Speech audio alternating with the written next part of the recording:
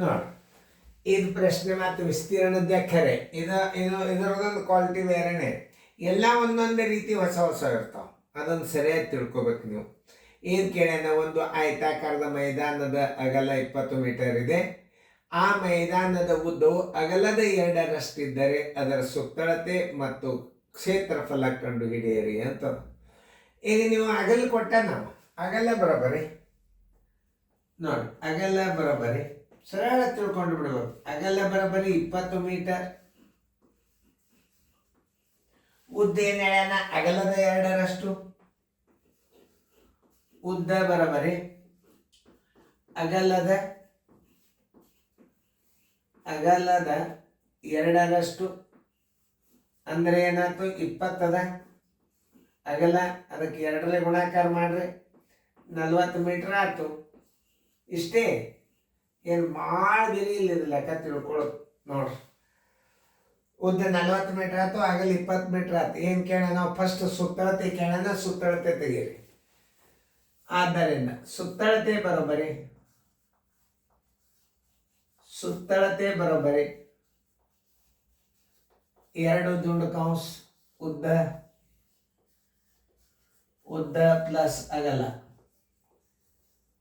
ಉದ್ದ ಪ್ಲಸ್ ಅಗಲ 2 ದುಂಡು ಕೌಂಸ್ ಉದ್ದ 40 ಅಗಲ 20 ಬರೋಬರಿ 2 ಚಿಹ್ನೆ ಇಲ್ಲ ಅಂದ್ರೆ ಗುಂಡ್ಲೆ 60 ಬರೋಬರಿ 120 ಮೀಟರ್ ಸುತ್ತಳತೆ ಬಂತು. ಇನ್ನು 2ನೇ ಆಯತದ ವಿಸ್ತೀರ್ಣ ಬರೋಬರಿ. ಆಯತದ ವಿಸ್ತೀರ್ಣ ಬರೋಬರಿ ಉದ್ದ ಗುಂಡ್ಲೆ ಅಗಲ. ಉದ್ದ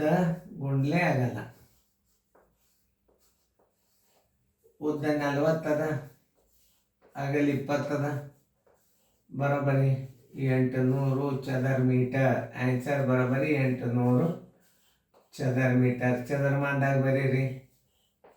ನೋಡ್ರಿ, ಇಲ್ಲಿ ಉತ್ತರಾಖಂಡ ಹಿಡಿಯಾಗ ಒಂದು ಸ್ವಲ್ಪ ವಿಶೇಷ ಅದ. 120 800 ಚಮಿ 120 ಚಮಿ. ಇದು ತಪ್ಪು. 2ಕ್ಕೂ ಚದರಮಾನ ಬರ್ದಾನ, ಉತ್ತರ ತಪ್ಪು.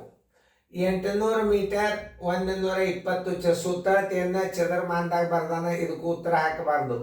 ನೋಡ್ರಿ, ನಿಮಗೆ ನವೋದಯದಾಗ ಹೆಂಗೆ ಕನ್ಫ್ಯೂಸ್ ಮಾಡ್ತಾನ ಅನ್ನೋದು ಹೇಳ್ತಾನೆ ನಾನು ನಿಮಗೆ. ಅದನ್ನು ಸರಿಯಾಗಿ ಅರ್ಥ ಮಾಡ್ಕೋಬೇಕು ನೀವು.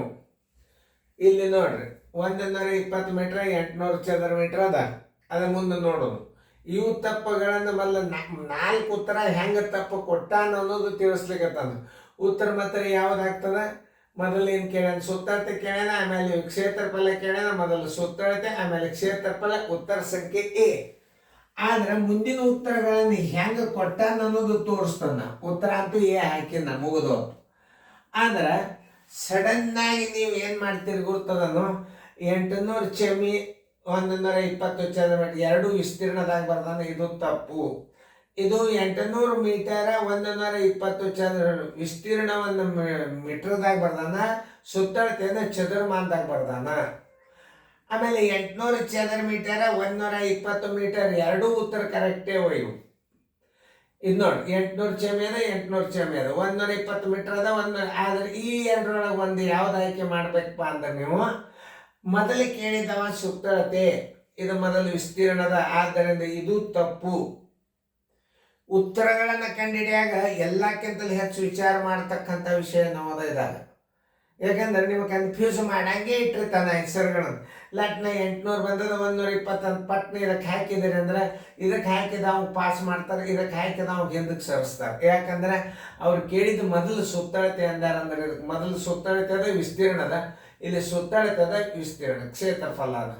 ನೋಡಿ, ಇದು ಸುತ್ತಳತೆ, ಕ್ಷೇತ್ರಫಲ. ಮೊದಲು ಸುತ್ತಳತೆ ಅಂದ್ರೆ ನೀವು ಸುತ್ತಳತೆಗೇನೆ ಹುಡುಕಾಡ್ಬೇಕು ಆನ್ಸರನ್ನ.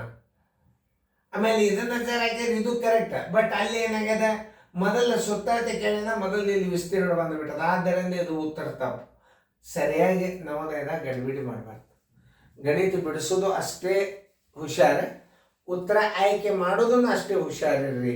1 ಮಾರ್ಕ್ಸ್ದಾಗ ಎಷ್ಟೋ 400 500 ಹಿಂದೆ ನಂಬರ್ ಸರಿತದ ನವೋದಯದಾಗ 8-9 ಸಾವಿರ ಅವಾಗ ಕೂಡ್ತಿದ್ದು ಹುಡುಗರು, ಈಗ 10 ಸಾವಿರ 12 ಸಾವಿರ ಆಗ್ಯಾವ. ತೊಗೊಳ್ದೆ 80 ಸೀಟ್. ಆ 80 ಸೀಟ್ ಉಳ್ಕಿದವ್ರು ಫೇಲ್. ಇದನ್ನು ಕಲೀರಿ, ನಿಮಗೆ ಮುಂದೆ ಭವಿಷ್ಯ ಭಾಳ ಅದ. ಬ್ಯಾಂಕ್ನ್ಯಾಗ ಪಾಸ್ ಆಗ್ತೀರಿ, CET ಪಾಸ್ ಆಗ್ತೀರಿ, ಇಂಜಿನಿಯರಿಂಗ್ ಆಗ್ತದೆ. ನವೋದಯದಲ್ಲ, ಹೊರಗಡೆನೂ ನಿಮ್ಮ ಭವಿಷ್ಯ ಉದ್ಧಾರ ಆಗ್ತದೆ. ಈ ಕೋಚಿಂಗ್ ತೊಗೊಳೋದ್ರಿಂದ ಎಲ್ಲರೂ ಇದರ ಬಗ್ಗೆ ಹೆಚ್ಚು ಕಾಳಜಿ ತೊಗೊರಿ, ಇದರ ಉಪಯೋಗ ತೊಗೊರಿ. ಸಬ್ಸ್ಕ್ರೈಬ್ ಆಗಿರಿ, ಶೇರ್ ಮಾಡ್ಕೊರಿ. ಎರಡನೇದಾಗಿ ಏನು, ಸಬ್ಸ್ಕ್ರೈಬ್ ಆಗಿರಿ, ವ್ಯೂವರ್ಸ್ ಹೆಚ್ಚು ನೋಡ್ರಿ, ಎಲ್ಲರೂ ನಿಮ್ಮ ಆತ್ಮೀಯರಿಗೆಲ್ಲ ಕಳಿಸ್ರಿ ಇವ್ರ ಲಿಂಕ್. Thank you by.